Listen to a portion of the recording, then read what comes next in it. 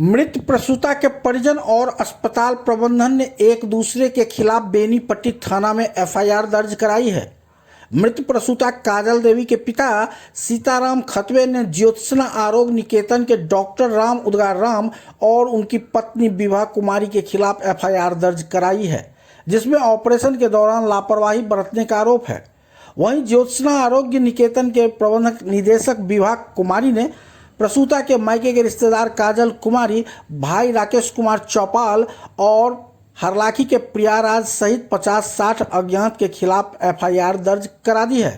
दर्ज एफआईआर में विभा कुमारी ने नामजद आरोपियों पर हॉस्पिटल में तोड़फोड़ करने, जाति सूचक गाली गलौज करने, बतौर रंगदारी में रुपए की डिमांड करने की संगीन आरोप लगाए हैं।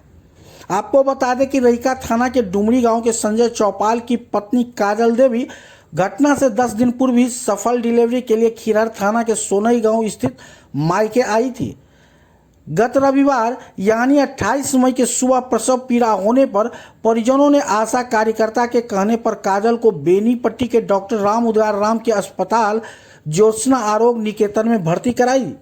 आरोप है कि डॉक्टर के अनुपस्थिति में डॉक्टर की पत्नी विभा कुमारी ने अपने कुछ स्टाफ के साथ गर्भवती काजल का सिजेरियन ऑपरेशन किया, जहां परिजनों का दावा था कि इसी दौरान नस कट गई, जिसमें महिला को अत्यधिक रक्तस्राव हुआ। दिन भर जच्चा को रखकर ठीक होने का हवाला दिया गया और देर शाम अचानक दरभंगा रेफर कर दिया गया, जहां दरभंगा के एक निजी हॉस्पिटल में काजल की मौत हो गई। आपको बता दें कि मौत से एक दिन पूर्व यानी शनिवार की शाम भी हॉस्पिटल पर हंगामा हुआ था। हालांकि काजल के मौत के बाद तो परिजनों ने सबको हॉस्पिटल परिसर में रखकर जमकर बवाल काटा था।